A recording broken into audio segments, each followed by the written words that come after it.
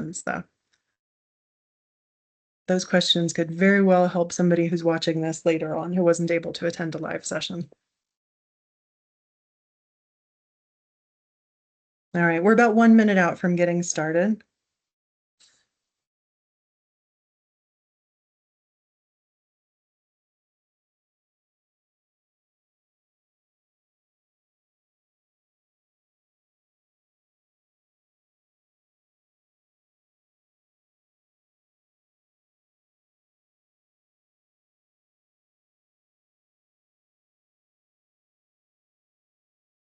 And I have shared out my presentation screen. Hopefully you're all seeing that.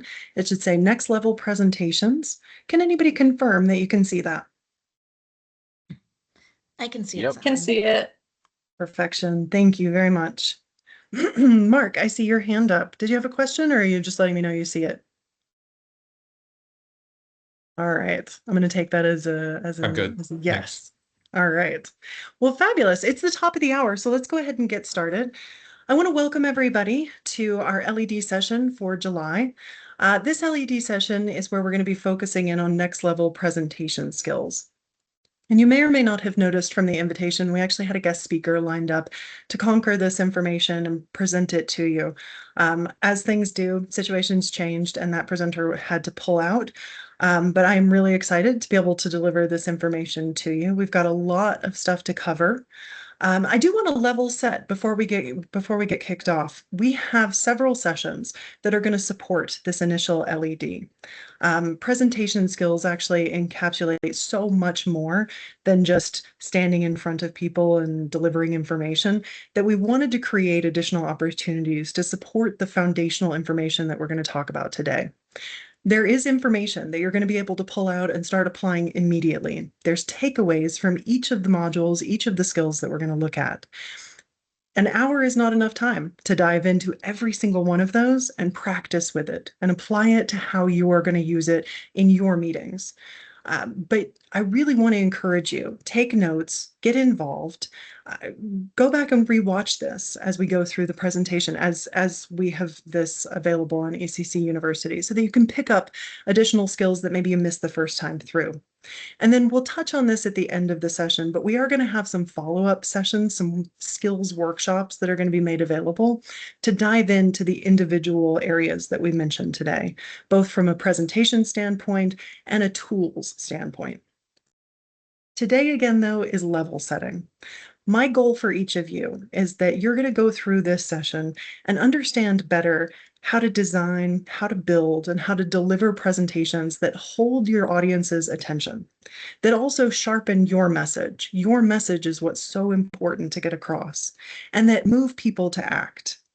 There's a lot of things that are involved in getting to that point. So because there are so many aspects of presentations, we want to focus in on getting you to the point. There we go. We want to get you to the point where you're able to inform your audience, to inspire them to action and to influence, no matter what the setting is and no matter what the material is that you're delivering.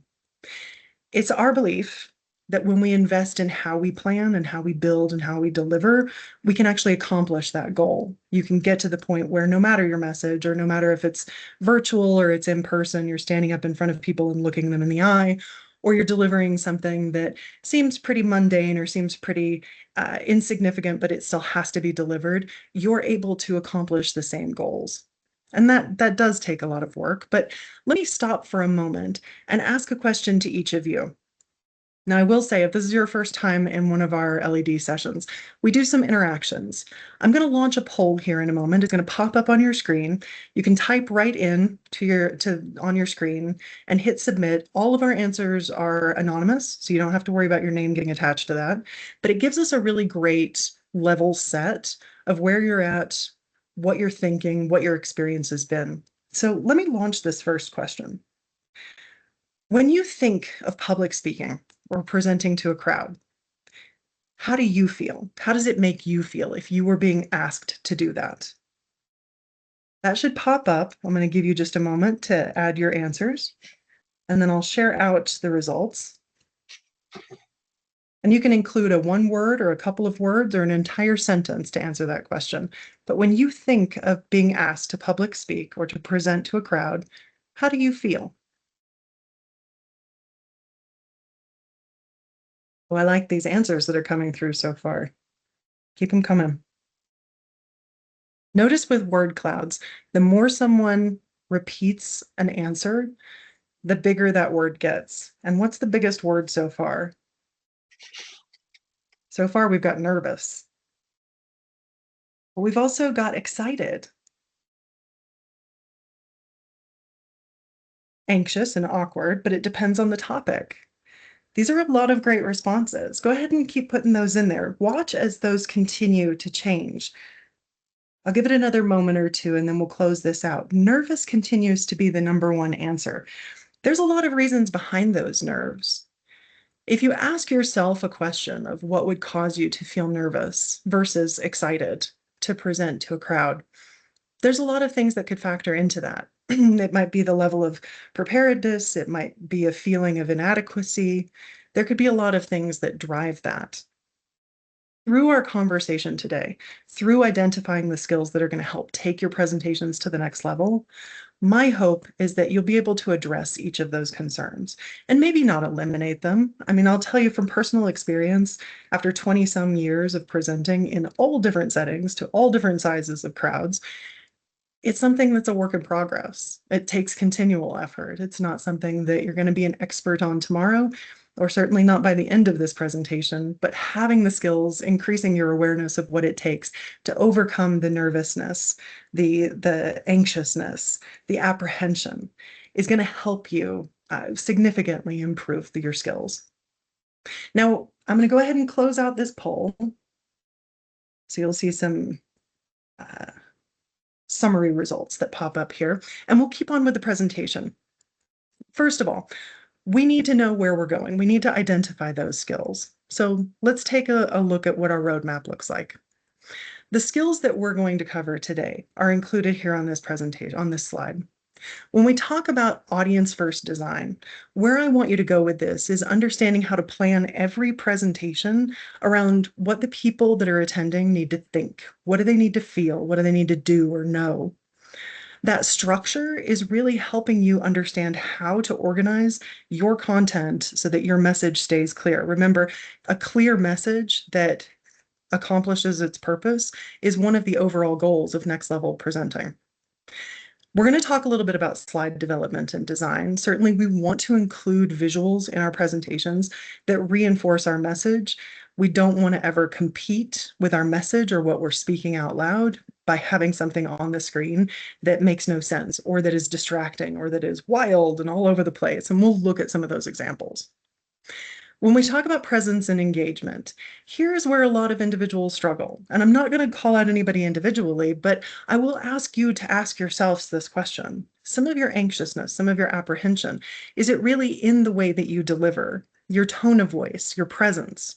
We're going to talk about those things, how you can deliver your material with intention, with energy, and with a genuine connection that sometimes is harder to develop if you don't have that natural sunshine yellow energy that pops out of you that makes you want to get people involved and makes you want to be involved. You still have the ability to develop that and incorporate it in your presentations.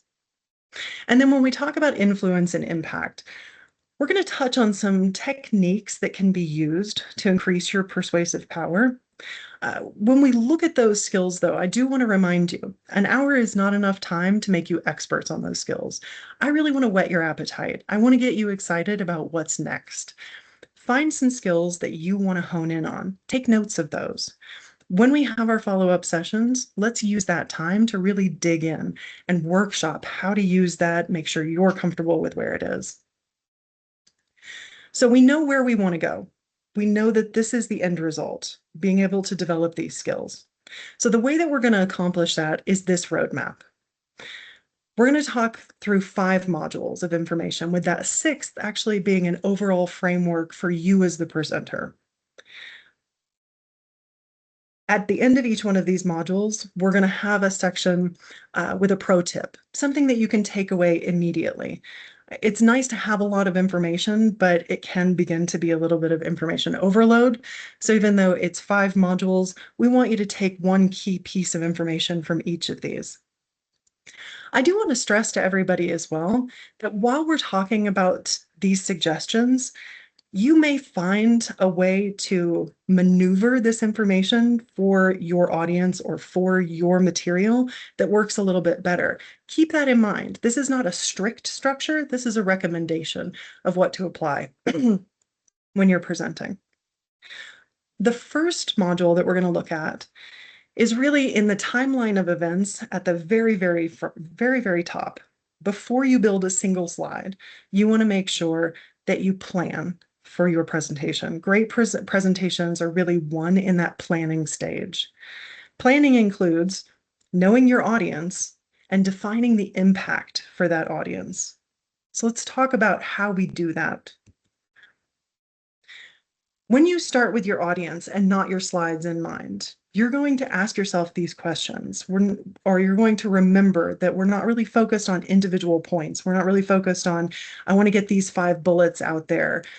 We need to hit on point 1, 2, 3, 4, and 5. You're thinking about the experience that the audience is going to have, whether you're meeting one-on-one or you're leading a team meeting or you're actually training and imparting knowledge. We want our attendees to feel like the time that they spend, that investment of time is actually worth it. We'll talk a little bit about our engagement surveys as we weave through this, but we've all taken engagement surveys. A lot of those questions have to do with feeling like you understand the mission of the organization, that you are a part of things, that it's worth it for you. And we really want to tie back to that worth it statement. What is in it for your audience? And asking yourself, how should they feel? What do they need to know? What do they need to do instead of what do I want to tell them is going to put your mind in the right place to start developing materials and getting you comfortable with presenting that information. Let's show you here when you are thinking of your audience. There's a number of questions that you can start to ask yourself that's going to help you start to hone down on your message. Again, think of your audience as who needs to be there. Because I want my audience to leave with the goal of getting something done or imparting new knowledge to them, I need to make sure that the folks who are in attendance are going to be addressed as such. When you ask yourself the questions that are displayed here, who's my audience? What do they already know? What might they object to within this presentation or within this information? You can start to notice some patterns. You can start to say, well, maybe not everybody needs to be invited to this meeting or this training session. You may be able to prune out some unnecessary attendees who wouldn't benefit or have the intended outcome. You may not be able to. You may be hosting an in-person stand-up meeting at the beginning of the day and everybody needs to be in attendance. Part of it is directly applicable to them and can involve them, but part of it doesn't.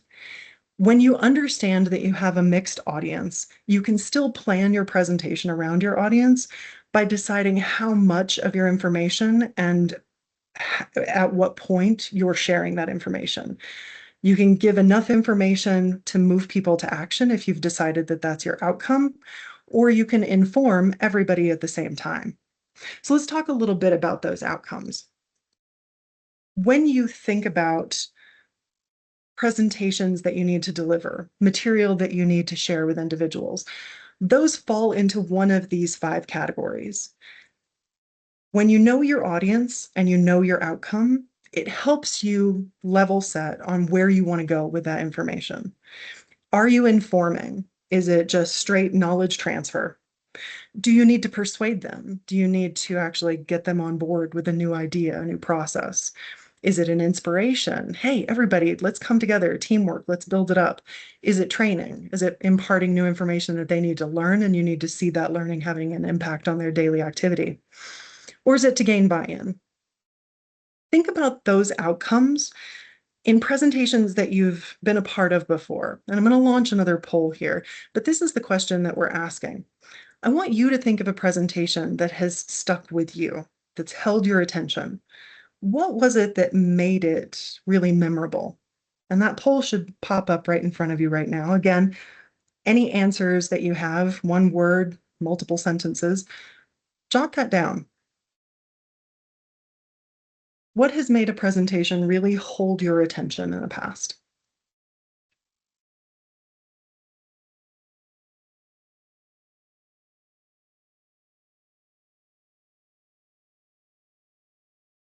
Energy and humor. I see those being pretty big words. Oh, personal experience. I like that. I don't know who wrote in personal experience, but can I ask whoever did that if you don't mind coming off of mute and sharing any information that you can give us about personal experience and why that made such an impact or held your attention?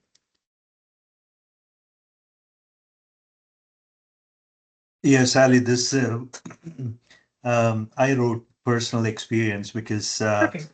I actually participated in a presentation where the individual actually, it was a safety presentation, and the individual had actually, um, you know, it had to do with um, he had undergone, he was burned actually, Mm, and so it was actually he was presenting about his experience on how he came out of it. So it was pretty intense, I have to say. yeah, yeah. I mean, we're going to talk about storytelling here in just a little bit, but those personal experiences really set up a story so well and make material so impactful for your audience, no matter who's in attendance, because it's stories that we have either all heard of or have all faced or have all been trained to avoid or to know how to respond to. Personal experiences make such an impact when it comes to presenting or training. I really want to encourage folks to continue to use that. The speaker themselves, that's another example in here. The speaker themselves was what made it impactful. And that could be through their humor, their stories, their confidence.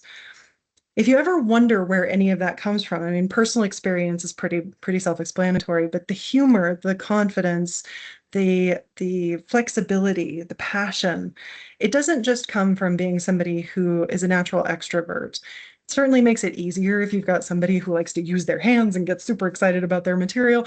That makes it really great, but it's sometimes it can be overwhelming for an audience that isn't on that same level of energy. So I don't want to ever encourage folks to put on fake excitement.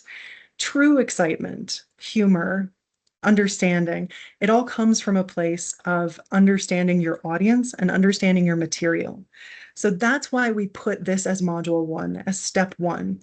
Know who you're speaking with and what you want them to walk away with. What's your outcome for this training? When you've clearly defined that, the rest of these skills are going to fall into place. You're going to end up being that person that somebody reflects on and says, that was so impactful. That presentation made such an impression on me. And it could be for one of these reasons or one that you help them see that's completely separate. I'm going to go ahead and close this poll. So you'll see some summary information there as well.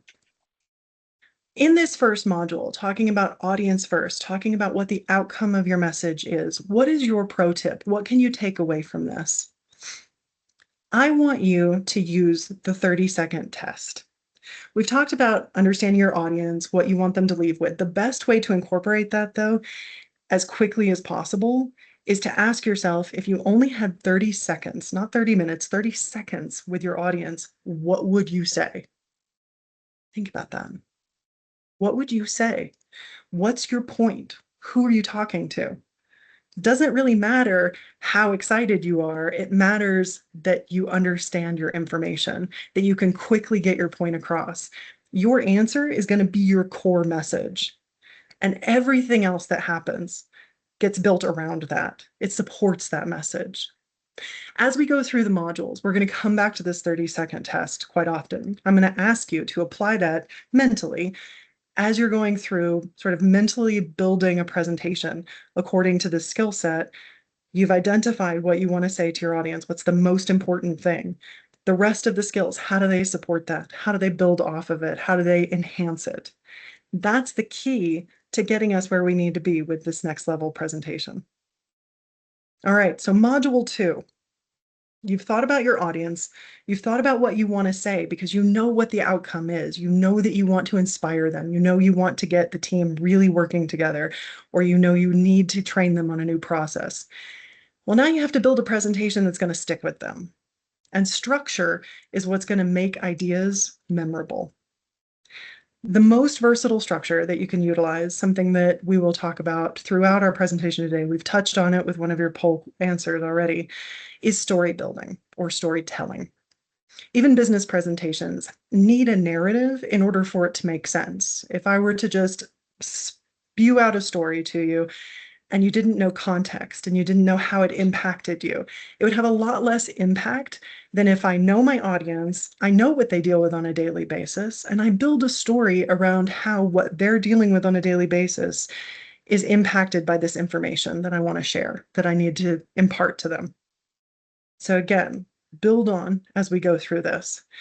The idea of creating a story. You have to look at what items get involved in that story. This is some structure. We talked about the fact that you have to have structure, even with storytelling, in order to make it work. So this rule of three, you start off a story understanding current state. You understand future state or desired future state. What's the behavior? What's the action that needs to change? And then how do you do that? How does your audience do that? When you know your audience and you know your subject matter, you can begin to build this narrative. Any story has this arc of like a beginning, a middle, and an end, but the questions that are involved with each of those are what you need to ask yourself. Really, why should your audience care? How can you ask yourself that question if you haven't defined your audience? So again, we're building off of where we've come from on that time frame. Why should your audience care? What do they need to know? And what do they do with that information?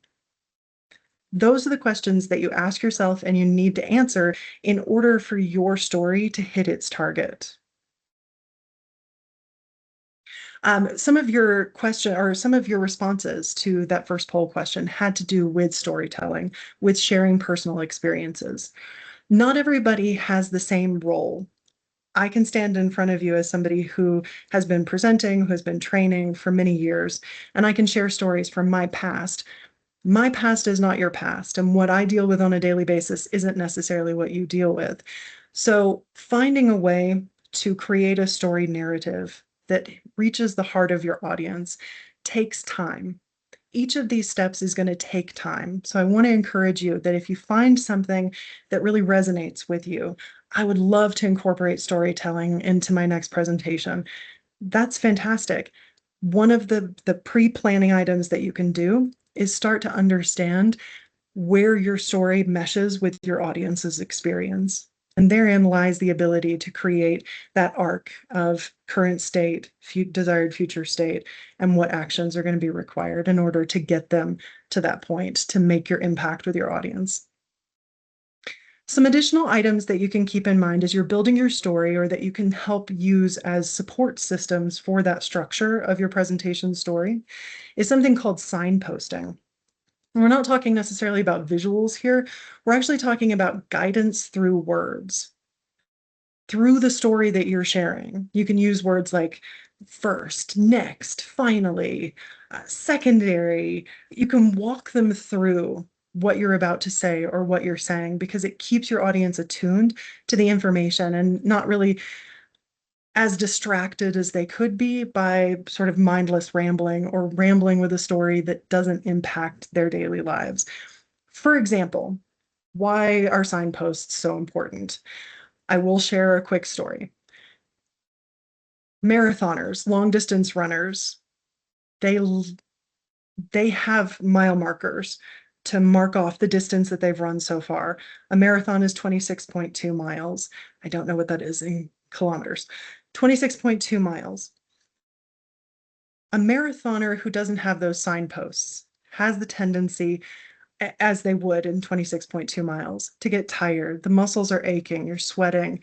A lot of first-time runners want to give up. They want to sit down, they want to give in to that feeling of tiredness.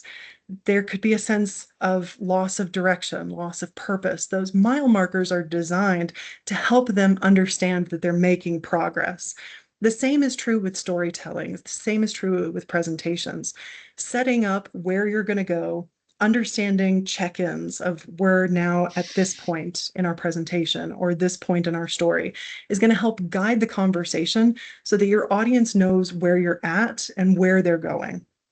A lot of folks who do long distance running, if they get to the point where they're so tired that they're actually doubting themselves and they're feeling like they want to give up, they have noted that seeing the end, seeing the finish line, even if it's far enough away that it's very small and very blurry, and they're just tired and their legs want to give out, seeing that helps them keep up, helps them get to the finish line.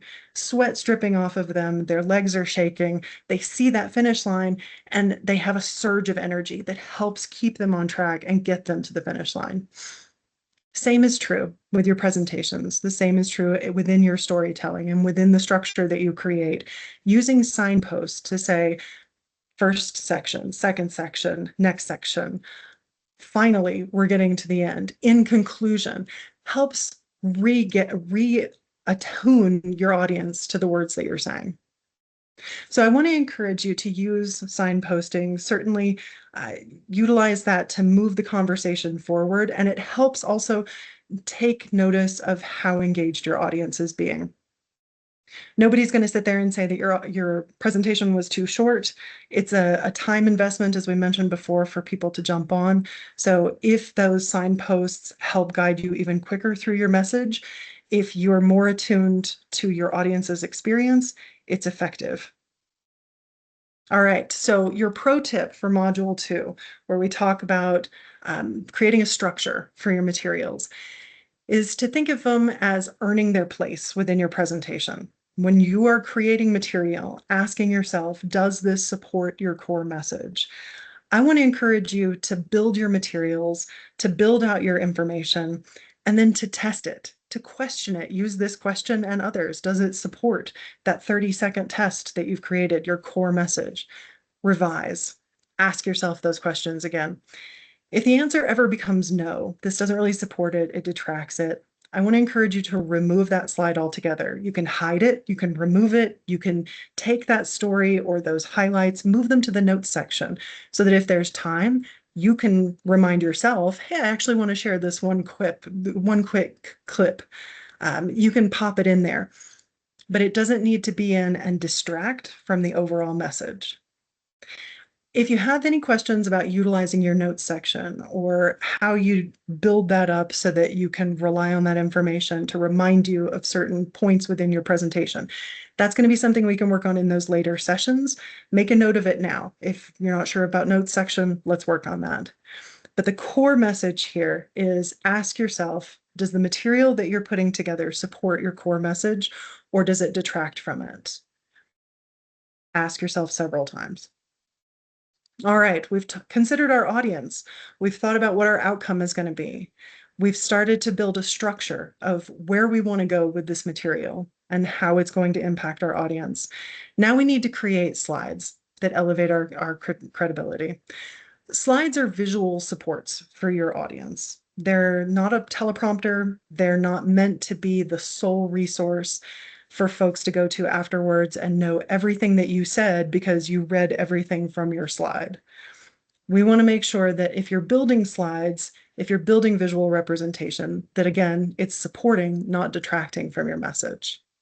Now, we're just talking about slide development here, but you can apply a lot of these principles to any other tools beyond PowerPoint, whether you're using Google Slides, which is very similar to PowerPoint, Prezi, Canva, any of those other tools that you might use for visual presentations, you can apply the same logic that we're going to go through here.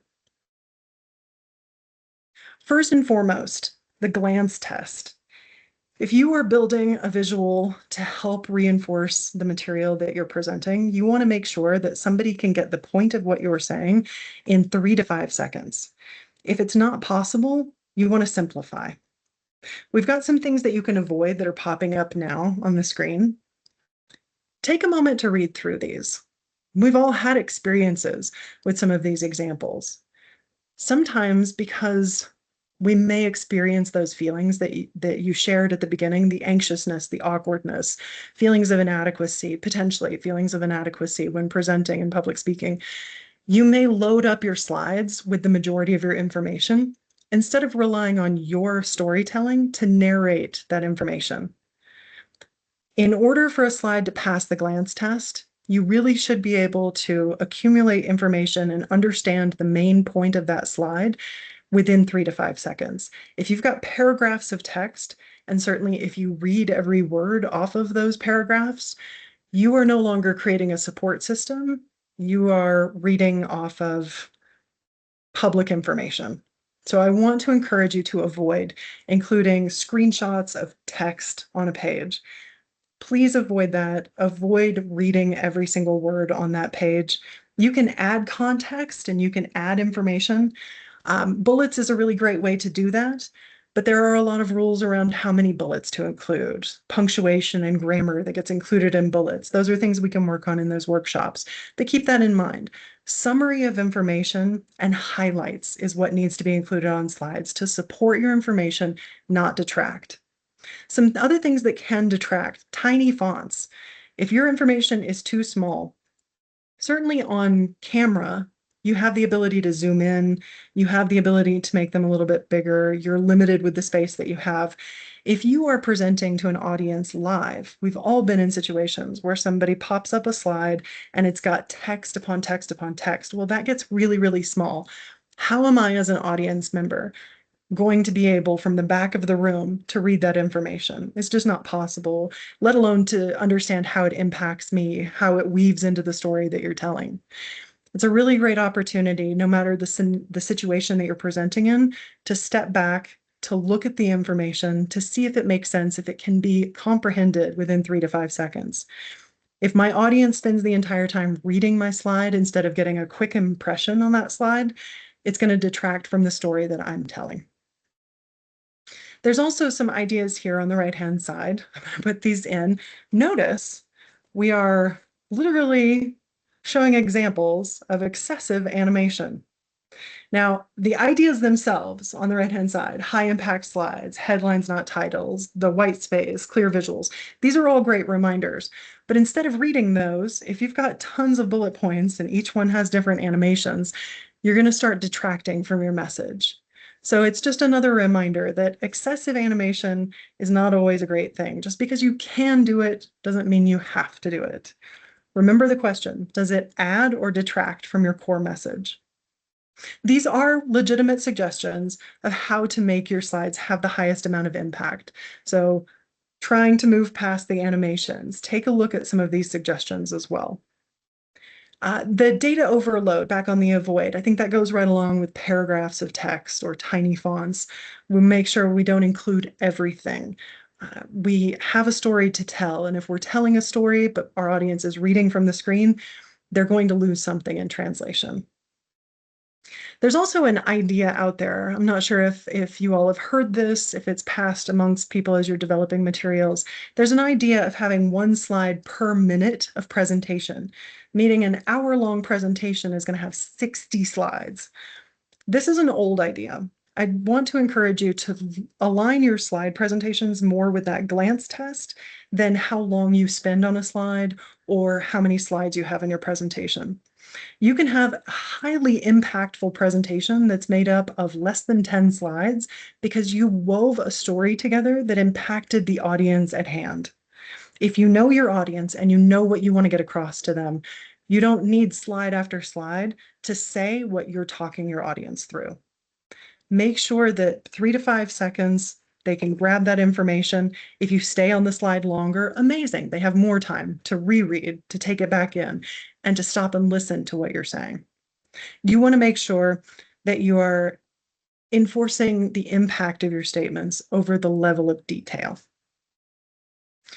Another suggestion when building presentations and making sure that you have visuals that truly support this is letting the headline of your slide actually tell the story for you or move the story forward. We've got a couple of examples here, and I mentioned before I was going to talk about engagement. This is just an example. A slide could very easily say employee engagement survey results, and then what you would expect to see on that slide are results. But if I'm honing in on a particular detail, I want to make sure that my headline captures attention, that it doesn't just say ECC information or employee engagement. I want it to hone in so that I can talk people through the information that they're about to see. Engagement increased 12% since Q1 is a much catchier headline. And when I talk about catchy headlines, you might, if you ever took public speaking in school, if you ever had a public speaking course, or you've ever worked on this previously, you know about the idea of a hook, getting people involved immediately. Your headline is a great way to practice with hooks for each part of the story that you're telling. If I were to use a headline of engagement increased 12% since Q1, I've already set the audience up to very quickly take in information about where it increased, how it increased, where it impacts me. That's the story arc right there. And that's within each of the slides. You can do that. A lot of times we'll use data, charts, graphs to emphasize information. It's a really great visual to utilize, but there's a pro tip here about using data and making sure that we're focusing in on the data that supports that headline or supports that section of the story that we're telling. An example of this, I don't want to get too far off topic, so I'm not going to pull up a ton of examples. Again, we've all been in presentations that have this information. If you are attending a presentation that has a lot of data involved in it, you're going to have charts presented to you and you may not understand what they all do.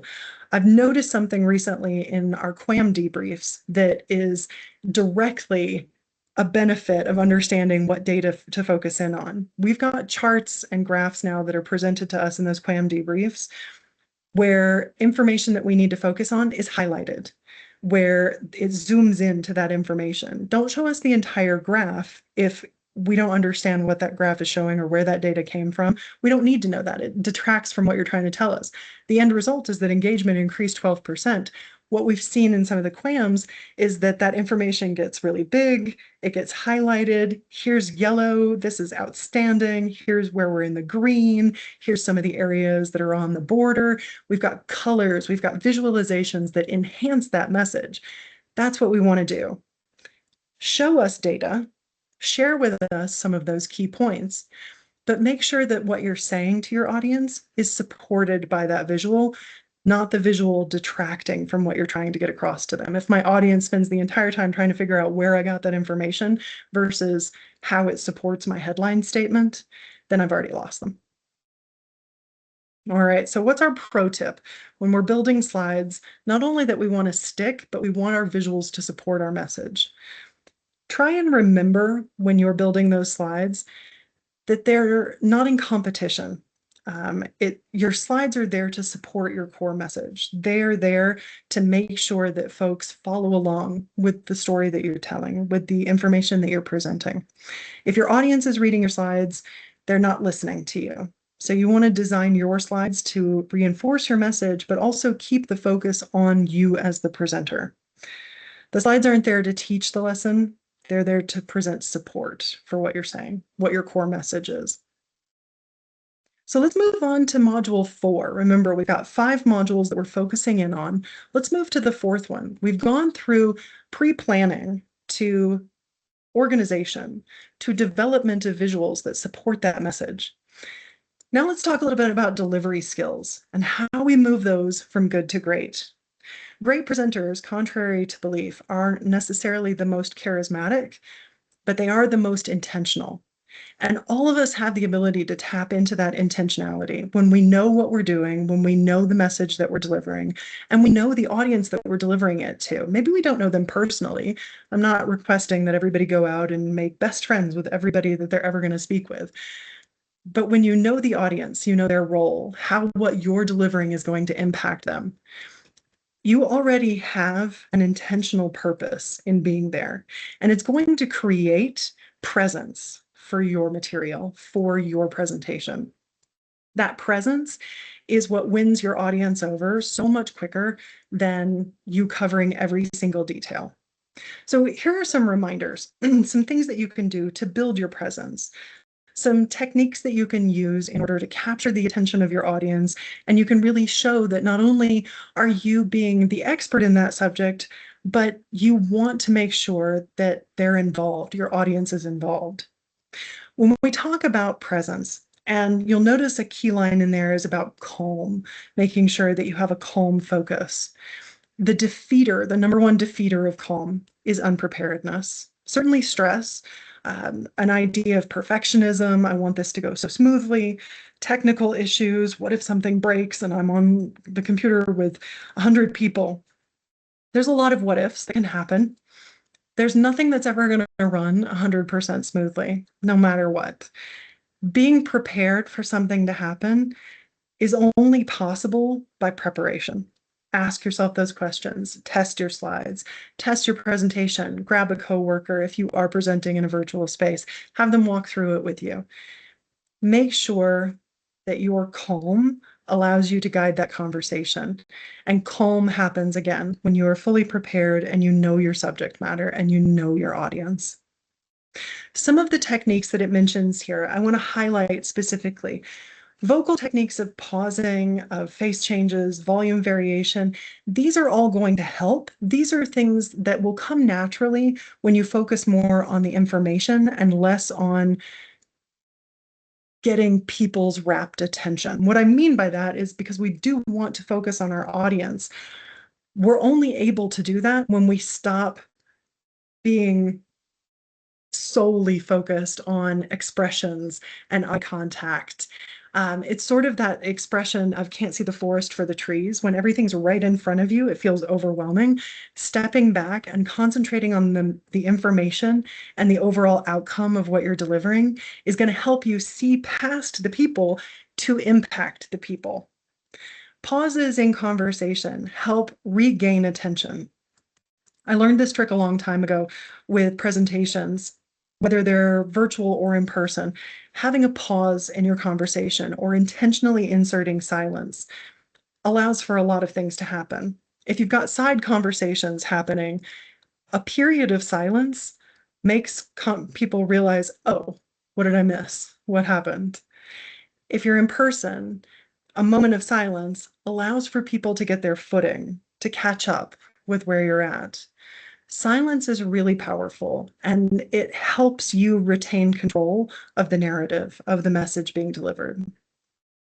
Certainly, run on sentences and being nervous to the point of continually talking without a break and without taking a moment to catch your breath, taking a moment to let folks ask questions or to jump in is going to railroad the point of the message. You're going to shift focus from what you're delivering to you as an individual. I wonder what's going on. Oh, they seemed really nervous. Oh, I noticed they touched their hair a million times. I noticed that they stammered all the way through. If we prepare, if we're calm, we will naturally have pauses to our sentences. Our voice will vary as we continue to go through different points. Our level of excitement will be emphasized by the fact that we jump in and we highlight different areas and we're not monotone in our delivery. These are really great and powerful tools that you can use if your actual delivery stance, if your delivery presentation is what you want to work on. If it's you yourself, these are some really great ways that you can immediately start taking action to improve the way that you deliver information. Some ways that you can sharpen that. Once you understand those three main areas, some ways that you can sharpen this include getting rid of some common habits here. And I've listed some, as well as some things that can help you increase the impact of your virtual presentations. Certainly with delivery styles, it may look a little bit different if you've got a group of people in front of you that you can make eye contact with, that you can talk to, that you've already got a personal connection with. It's a 10-minute stand up, a 15-minute stand up where everybody gets back to work. I'm going to look at you. I'm going to talk to you. I'm going to have a different tone of voice. That if I'm presenting for an hour and I have to move through points and I have to make sure that I'm keeping everybody engaged, there are different things that need to happen here. So I want to touch on a couple of these. The common habits, the reading slides, we've mentioned that if there's tons of text or if you're relying too heavily on your slides to do the talking for you, it's going to trip you up because you're just going to be reading. You're not going to have that presence. You're not going to appear calm. Your message has the potential to get lost. Monotone delivery, we talked about that with your voice, different voice techniques of inserting pauses, making sure that you're getting excited about the information because you know how much it means, you know the impact that it's going to have. Rushing or filler words, all of these things happen when there's a lack of preparation. And I want to point out filler words here. When I talk about filler words, that could be some of those tongue twisters or at the moment where you say too many times. It happens. Don't let that trip you up. And I think that's something that people get caught up on quite a bit. It's okay to say I'm sure I've said it several times already. Is okay. Like is okay. The more you present, the more you practice, the more you're going to start to filter those words out. You definitely don't want to include an overabundance of ums and likes and kind ofs and ahs because it is going to detract from your message. Only way to start to overcome that is to allow yourself time to practice. Practice by yourself, practice in a mirror, practice with a friend, with a teammate. Let them hear you and give you feedback and be open to that feedback. It's the only thing that's going to overcome it when you're on a virtual meeting and you don't have the ability to see everybody's individual expressions. You don't know if you've hit the mark. So practice, practice, practice. It's going to help you filter out those words, but you certainly don't have to concentrate on getting rid of them immediately. All right, a couple of things that I wanted to mention here when we're talking about sharpening your skills, and I'll highlight this practice reminder. When we have meetings, this is specifically in regards to the idea of rushing. When you have meetings and you invite others to present, maybe you're not presenting the entire time, you've invited somebody to come in as a guest speaker, you've given them 5 minutes. I think we've all had the experience where that person talks for 15, or they get in, they have 15 minutes to deliver, and they talk really fast, and they don't ask any questions, and they don't pause, and they're done in 5, one or the other. All of that comes back to a lack of preparation. When we are asking for people to invest their time to come to a session, we want to make sure that we are not stealing more of their time from them. And asking someone to present for 5 minutes and having them spend 15 minutes sharing stories that don't impact the message, remembering things from the past that detract from the message, all of those things are going to steal time away from your attendees. As much as possible, as much as you can practice, do, because it's going to help eliminate those items where you're just filling in time by sharing stories that don't enhance your message. Think about how you would give a presentation when you're in a room full of people. You're not going to be sitting down, likely. If it is a message that requires action, you want to inspire people, you want to train them on how to do something. If you're in front of people, you're not going to sit down. You're going to stand up. You're probably going to walk around the room. The same is true with a virtual meeting. If I can give you a piece of advice that will help you eliminate things like monotone delivery and reading from your slides, stand up. Give yourself that room to move around. When you're standing up, you have the ability to move, to get closer to the camera, to level your voice. If you were ever in music lessons or choir as a kid, they always talk about you have to stand up so that you can sing from your diaphragm. The same is true when presenting. You want to present, you want to project, you want to have that calm from your diaphragm. That is accessed and maintained in a standing posture. So whenever possible, stand in order to present. It's going to help give you better body language. Standing is intentional. And remember, intentionality is where all of those next level skills are going to come from. So the pro tip that I want to leave you with here is to remember what Maya Angelou said. And she was not the first person to say this, but certainly one of the more memorable, that people will forget what you say or what you do, but they will not forget how you make them feel. How does that apply to being a great presenter? How does that apply to building a great presentation? Think about where we've come. We thought about our audience. We know our outcome. We know what we want them to leave with, how we want them to feel. So from that point on, we build everything to support it. When it comes to delivery, the way we deliver should move people to action. We should want to leave them with a feeling of not only was that time well spent, but I understand the purpose, not only of the message but of what I need to do next. All the puzzle pieces are fitting together because this person aligned it and structured it in such a way that I was able to make personal application. That's what I mean when I say remember what Maya Angelou said. Finally, let's talk about Module 5. We've talked about delivery, that key element of engagement and influence. It's something that you have with the audience, but it's something that you have control over as well. There's a lot of tools that exist to help us increase engagement opportunities. And let's just level set on engagement overall. Engagement can be as simple as hands up, shoot over an emoji in a virtual setting. In a live setting, it can be something as simple as, can I have everybody's attention? Everybody's heads pop up. That's engagement. You're connecting with your audience, and your audience is involved in the message that you're delivering. Now, these are some reminders, some tools that are available in a virtual setting. You can certainly use a lot of these in person as well. And the influence formula on the right-hand side, a lot of things we've already talked about, but it's a really great way, whether in person or virtual, to make your message hit home.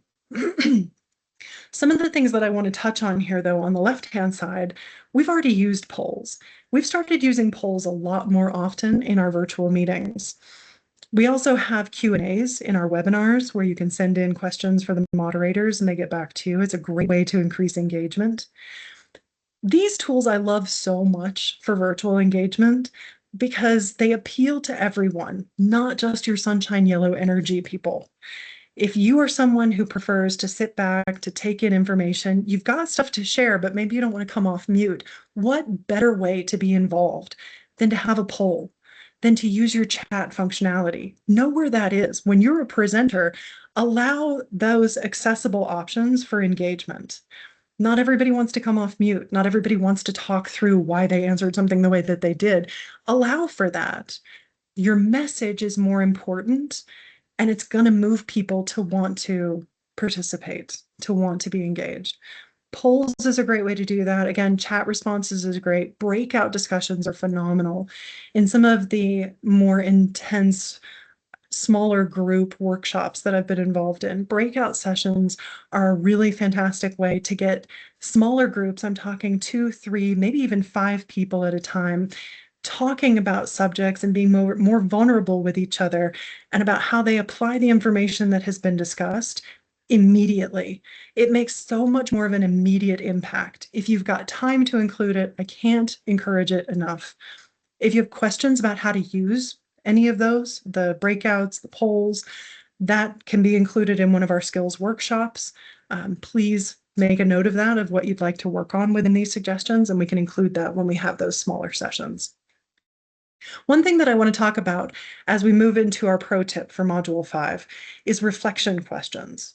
You can pose those as polls. You can ask live questions. How do you feel about that? I know we've got a large audience here. Anybody want to come off mute and talk about this? A really great way to utilize reflection questions for influence and for engagement is going to be part of your pro tip here. Reframe your questions and let your audience talk to each other. Now, within an hour, with the information that I wanted to deliver to you, we don't necessarily have time to create additional spaces for that. Again, we're level setting on what the skills are, and then we're going to spend time working on them in separate sessions. But one of these that you can start thinking about is reframing questions, again, so that the audience can engage with each other. Maybe that's through a breakout session, or maybe it's somebody submitting a question of, Sally, how do I do such and such? Well, I'm the speaker, I'm the presenter, I've prepared for this. I want to answer that question. But you know what I'm noticing? This room of 55 people is being really quiet. So I'm going to take that question and say, that's a really great question. What do the rest of you think about it? How do you feel about this? How would you answer this question? And it might take a moment, and we might need some deliberate silence so that people don't think somebody else is going to come off mute and talk. They get off mute and they chime in and they go, well, I don't know, or I would do it this way. And it creates a discussion, an immediate personal reactions, and immediate personal application. This is how I did it. Oh, I could probably do it that way too. Oh, I don't know if I could do it that way. I need an alternative. And it gets people, again, not just engaged, but moved to action. It's a really, really great way to not only to be the sorry, I'm going to back up. To not only be the voice of authority in the room, but to give space for others to find their voice and find their level of experience and authority as well, to chime in. Your audience is allowed to steer conversations. It elevates your delivery. It helps to establish you as the expert because you could have jumped in, or you could let the audience take that on and guide the conversation. You're still the ultimate resource. When you start talking again, folks are going to chime in. They're going to hush, they're going to listen, they're going to get reattached to what you're saying. I encourage you, if you have an opportunity, to reframe questions. It's a great strategy to use in order to encourage engagement. And certainly, if you don't know the answer to a question, it's a really great way to steer the conversation away, you needing to answer that question. You have an audience at your disposal. Well, let's talk about it. Let's hash it out. Let's see what anybody else has to say. You don't have to be the expert on everything. So we've looked at each of our 5 modules, and as we begin to wrap up in these last 5 minutes, I want to share with you a framework for you as the presenter. We've talked about frameworks for building up those individual skills. For you as a presenter, it takes 3 things, and the skills fit into this. Preparation is key. How you design your information and how you deliver it is what's going to make that the most impactful. It's what's going to take your message, your presentation from good, this is information everybody needs, to that was something I will remember. It's something I will take back to my team. It's something I'm going to talk about at my next one-on-one. It's something I'm going to talk about. I'm going to reach out to Sally, to Kelly, to Glenn, to any one of our leaders to say, hey, can you show me how to do this? These 3 steps, these 3 items are going to help you align yourself to get where you want to be when it comes to your presentation skills. So what's your checklist? What's your roadmap? Where are you going to go? While we're wrapping up on next level presentation skills, we've looked at pro tips for everything that we've learned today. This is a summary of each of those tips. We talked about wanting to make sure that we understand our audience. This structure in and of itself is going to help you maintain your focus on getting to that next level with your presentation skills. We talked about your audience. Who am I speaking to? What do I want them to take away from this? Knowing that ultimately, I want my audience, no matter who they are, to feel like it was worth their time to sit in on this conversation. In order to do that, I have to clearly define what I'm talking about. I have to design visuals that are going to support the information that I'm speaking on. I have to make sure that I'm practiced in order to be that voice in the room of reason, of calm, of intelligence, the resource of what is happening. And I want to encourage the audience to engage because I know how important engagement is to retention, to action, to personal application. It's a lot of information. It's a lot of information that takes time to cultivate, to practice. If I can leave you with a final thought, it's that while this is a lot of information and there are a lot of skills that could be built, it doesn't need to be overwhelming. Nobody's asking you to be an expert today, to be the best presenter that you possibly can be. What I'm asking for each of you to do is to shift your mindset into delivering presentations that create understanding. If you can make that single mindset shift, it's going to have the biggest impact on how people prepare, on how you prepare and deliver your information, more than any one specific design tip or one specific speaking technique. When you can concentrate on creating understanding with your audience, the rest of the pieces are going to fall into place. So what's next? What can you expect next? We covered a lot of information, and I mentioned within here that you're going to have the opportunity to attend one of the upcoming workshop sessions on building those skills. Whether it's presentations, we've got a session on presentation specifically, and this could be slides, it could be Canva, again, it could be using polls, it could be using chat sessions or breakout sessions. And then we're going to have a session on confident speaking and delivery. That's really that influence, that engagement, but also your delivery style, creating that sense of calm so that you don't feel awkward, you don't feel anxious.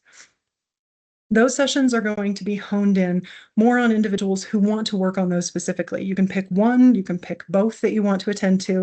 I'm going to be sending out invitations to those sessions to everybody, but by no means do you need to sign up for either or both of those sessions if you don't feel like this is something you want to concentrate and continue to develop. I want to encourage you to attend those sessions as you have availability. You'll get registration details shortly from myself and from Glenn Sweat and from both of us. We want to thank you for your time today, chiming in and sharing your experiences and being a part of this presentation. I will stay on if anybody has questions, but we are at the end of our hour. So please feel free if you need to get back to your work to do so, and take with you the hope that you will incorporate these ideas to elevate your next presentation, no matter what it is, to the next level. Thank you, everybody. Sally. This was great. Thank you. You are Thanks, very Sally. welcome. Of course. you. Thank you for being here. Thank you. Mhm.